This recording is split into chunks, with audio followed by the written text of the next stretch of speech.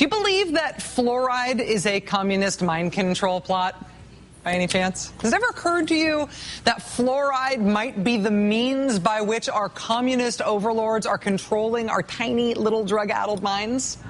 If you believe that, you are the intellectual inheritor of the John Birch Society, the cockamamie right-wing conspiracy theorist group that was pretty popular in conservative circles when it was founded back in the late 1950s. John Birch Society was well organized, it was well funded, it threatened to have a pretty big effect on conservative politics and Republican politics for a while before the Republicans realized that, freaked out about it, and shut them out.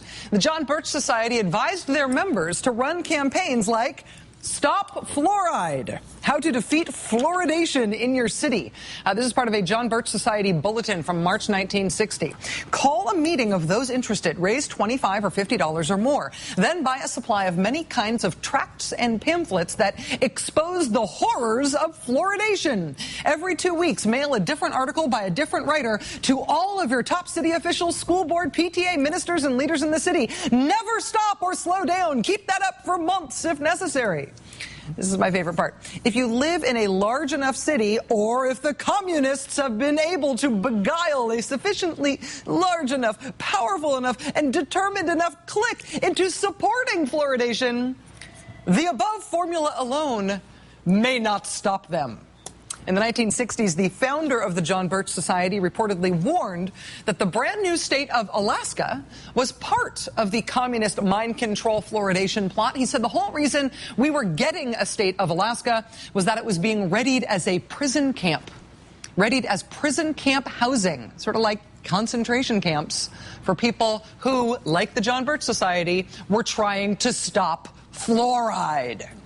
So not only was fluoride in the water a communist mind control plot, but the government would soon start rounding up and imprisoning in America's very own Siberia, think about it, start imprisoning opponents of the dreaded communist mind control plot fluoride regime. It's so awesome. I mean, it's so perfectly late 50s, early 60s American right-wing paranoia, right? I mean, there's Bolsheviks in the bathroom. Fluoride is communist. The fluoride paranoia thing is like a time capsule. It is like a time capsule that somebody dug up and is opening again now in the 2000s. Pinellas County, Florida, which is on Florida's west coast. It includes the cities of St. Petersburg and Largo. The county commission there in Pinellas County was recently taken over by a new Tea Party Republican majority that has made it one of their top priorities to get the communist mind control plot fluoride out of the water in Pinellas County. So if you are one of the 700,000 people who's on the Pinellas County water supply, thanks to Tea Party Republican governance in Florida, solving a problem that does not exist, welcome to your new world of, statistically speaking, 20 to 40% more tooth decay. By the start of next year, Pinellas County's water supply will be fluoride-less. What is the problem that this Tea Party Republican government action is designed to solve? Well, according to the anti-fluoride forces in Pinellas County, quote, this is all part of an agenda that's being pushed forth by the so-called globalists in our government to keep the people stupid so they don't realize what's going on. According to USA Today, Tea Party activists arguing against the fluoride said the fluoridation program was designed to, quote, dumb down the residents of Pinellas County. So that is the problem to which they are applying their local government, which they took over. If you believe that Pinellas County's biggest problem was that the residents were being purposely made stupid by fluoride in their water so they could be more easily controlled by globalist overlords, then you must be looking forward to Pinellas County getting way smarter all of a sudden starting in January. And probably, overall, you must be delighted with Pinellas County's new problem-solving approach to government. But if it does not seem plausible to you that that is a real problem that needed to be solved, let me introduce you to Madison, Wisconsin, where this week the county clerk held a mock election with volunteer voters and volunteer election workers to figure out what the time and work impact is going to be of the new Republican-passed laws to make it harder to vote in Wisconsin. In the next election in Wisconsin, there's a whole new set of rules about ID you have to show now to vote that you never had to show before, new rules about absentee voting and early voting and voter registration, generally making it much harder to vote. The state of Wisconsin is already anticipating that it's going to cost them nearly $8 million to change the rules in order to make it harder to vote in that state. And if Madison's test run this week is anything to go by, it is also not going to work. While we heard no obscenities at this practice run, we did witness some frustration. Well, this scenario is not going to work, I'm going to tell you right now. Many poll workers and voters used the same word to describe the situation. Well, it's a little more confusing right now. I think everybody's a little confused. Doesn't seem like it's working, but, you know, why not do it anyway? But it's not just in Wisconsin. This is happening all over the country, almost everywhere that Republicans took control of state government in the last election. When they originally made these voting changes in Wisconsin, Republicans there presented no real evidence that there had ever been significant voter fraud of any kind in Wisconsin, let alone voter fraud that would be stopped by the new rules that they have now put in place.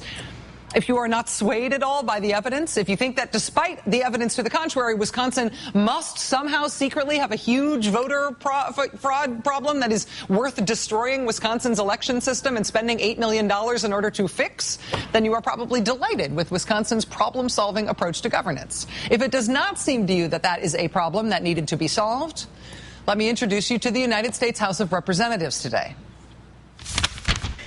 There's nothing more important, Madam Speaker, than protecting voiceless, unborn children and their families from the travesty of abortion. Vote for life by voting in favor of this rule and the underlying bill. Today in the U.S. House of Representatives, they did not vote on the jobs bill, no time. They instead voted on yet another iteration of the ban on federal funding for abortion that already exists. The ban already exists. It has existed without interruption since 1976, but reiterating it was what the Republican-controlled Congress did today.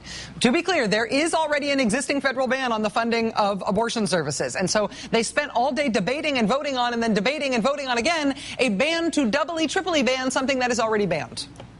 Just as an aside, I will say the most amazing thing about what they did in Congress today was actually the way that Democrats fought back against this, letting the Republicans know what they thought about making this abortion day in the House. Again, the video from the floor of the House today was astonishing.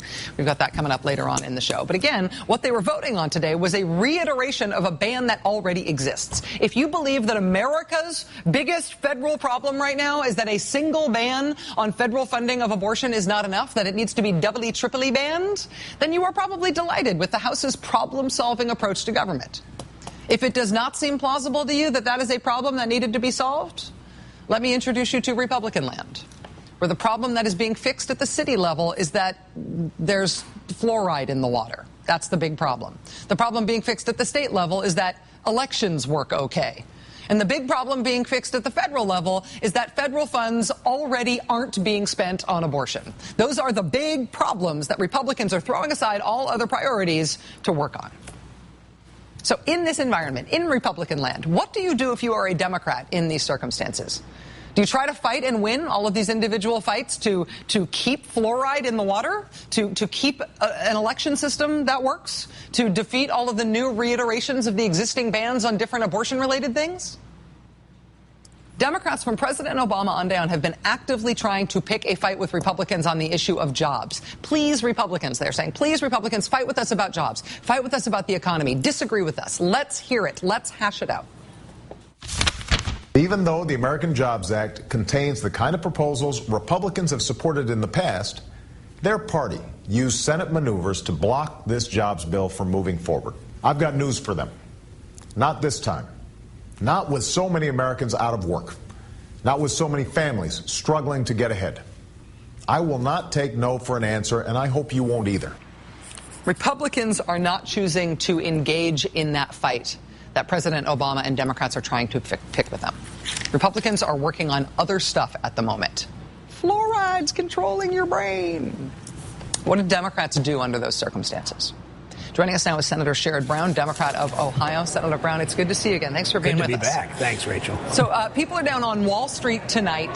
They have been there for weeks now, but people are actually rushing there tonight because they're worried New York City is going to end the Occupy Wall Street protest overnight and early tomorrow morning. People are doing direct action in New York and around the country, in part because they are skeptical that our political institutions, like the one you work in, can do anything to fix our problems. Do you feel like there's skepticism about our political institutions doing anything worthwhile right now is warranted skepticism?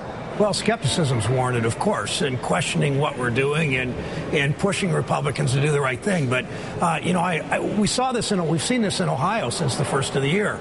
The elections last fall were all about lost jobs. And in Ohio, the Republicans went after collective bargaining. They went after women's rights. They went after voter rights.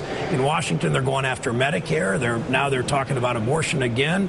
They're going after Pell Grants, and the focus needs to return to jobs. And I urge people, particularly in Ohio, but across the country, come to SherrodBrown.com, sign the letter on my website to Republicans saying, focus on jobs. We sent the largest bipartisan jobs bill to the House with 63 votes earlier this week on China trade, on China currency. John Boehner should pick that up and vote on it. It'll pass. It'll go to the president. It clearly will result in hundreds of thousands of jobs created, because it will take away the Chinese efforts to cheat in many ways. So we know what to do. It's a question of focusing on job growth. The president has been doing a real full-court press on jobs and economic issues. A tape that we just played of him was something set out by his campaign, essentially speaking to his supporters, asking them to help pressure Republicans and to see the fight for jobs as part of his re-election campaign. He's doing a lot of media, doing a lot of speeches, doing a lot of travel.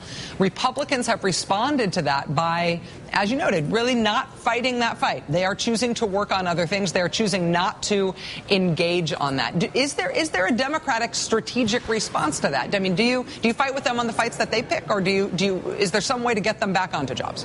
No, I think we just continue to talk about jobs. When I go home, people don't talk to me about fluoridating the water. They don't talk to me about the John Birch Society. They don't talk about any of this stuff except what are you doing about creating jobs? And that means pushing the president's jobs program. It means pushing our bipartisan China currency bill.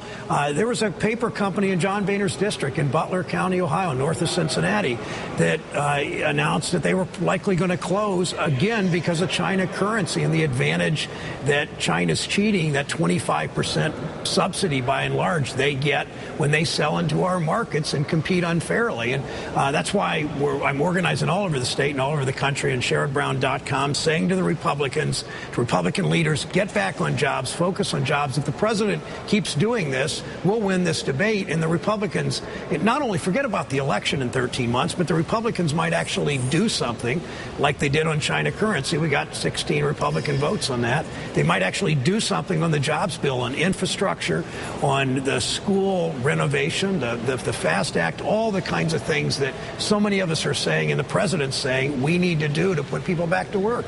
As you're talking about those elements of the Jobs Act that maybe could pass, that might come up as individual component parts, the school reinvestment, the infrastructure investment, some of those things. Obviously, earlier this week when the Senate did vote on the president's jobs bill, the Republicans filibustered it. If it does come back up in component parts, or at least comes back up repeatedly, what do you think is most likely to pass? What do you think actually could get through the filibuster? Well, I think likely the school renovation and the infrastructure, all the construction jobs that will be created that way, and the manufacturing jobs that make the steel and make the cement and make the glass for construction. But, I got to think if the president continues to talk about paying for this infrastructure with a 5.6% surtax on people making over $1 million a year, that money will go some for deficit reduction, but most of it for fixing up our schools. The average school in this country is 40 years old. On highways, we had in the 50s, 60s, 70s, and 80s, our infrastructure, the world had never seen the likes of the infrastructure we built. That's why we've had so many decades of post-World War II prosperity. We've let that decay. We've, in too many cases, let it disintegrate. We focus on that. It creates jobs today in its long-term prosperity because we do the broadband and the community colleges and the highways and the bridges and the water and sewer systems and the ports and the dams and the locks and all that we do that way. Democratic Senator Sherrod Brown of Ohio, thanks for your time tonight, sir. Nice to have you here. Thanks.